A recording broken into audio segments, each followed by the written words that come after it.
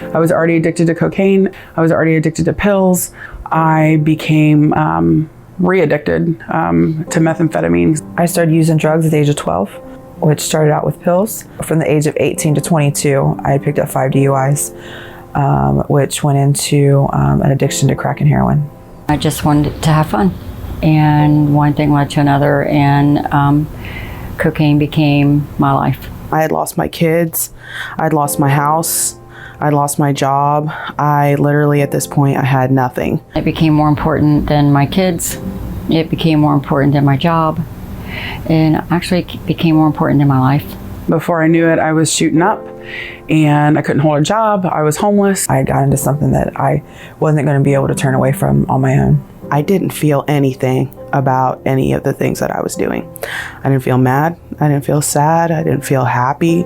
And when I realized that, it really scared me. I did drugs in her house and I put her kids in danger. They didn't want me around.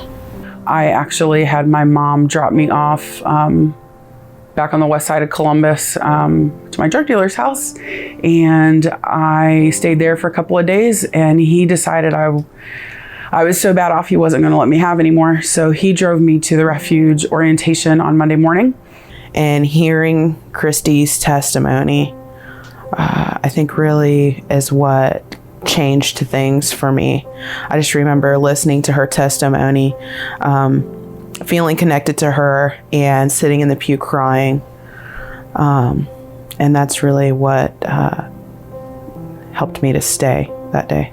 The Refuge was way different from any other place that I had been because the Refuge gave me the opportunity to not just change my behavior, but to change my heart.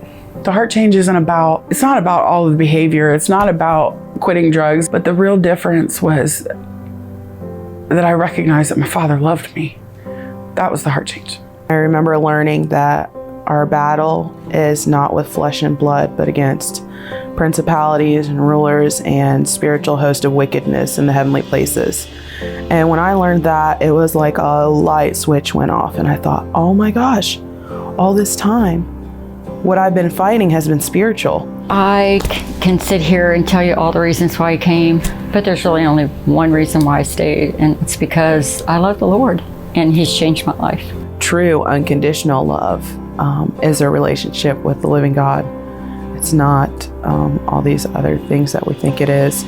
So I think that that's been something that's truly changed in my heart for sure, is just honestly and truly experiencing love. At the same time that I felt like I could see the Lord smiling at me, she said, Sarah, I just feel chains falling off you. I walked out of that room, and I'm not kidding you when I say I have never been the same since.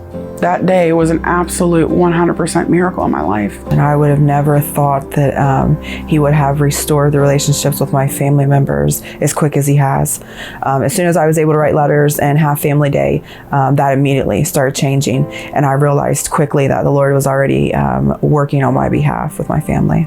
So now I get to go home and I get to stay with them, and I get to take my grandkids to the movies, and I get to play and laugh with them.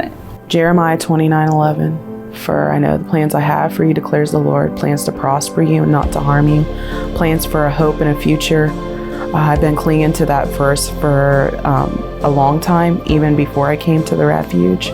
But coming to the Refuge and having God be able to teach me what that verse really means. He's sovereign, and He has plans for my life.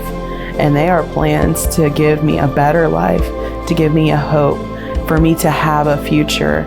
I didn't do this on my own. Like, if it hadn't been for me accepting the Lord in my heart, I'd never be the person I am today.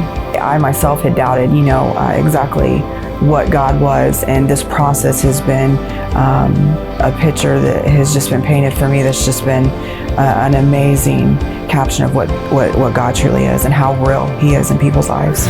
We are the very first graduates of the Women's Refuge.